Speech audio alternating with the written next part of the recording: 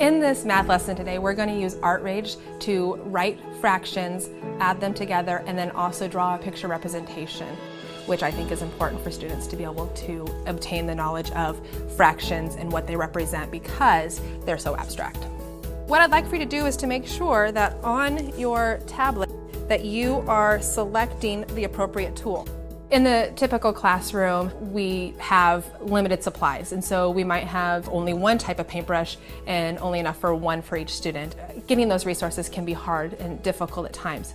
AtRage enables the students to choose multiple ways of drawing that representation with different tools. They can choose different widths, they can choose different colors, they can blend the colors within the program and really design the pictures the way they want them to look. Tinnigan and I drew a chocolate bar, and we split it in half with a line. Dylan, why don't you share? One of the most beneficial things for students to do when they're learning to obtain the knowledge they need and retain it is to be able to discuss their thoughts and to be able to learn off of each other.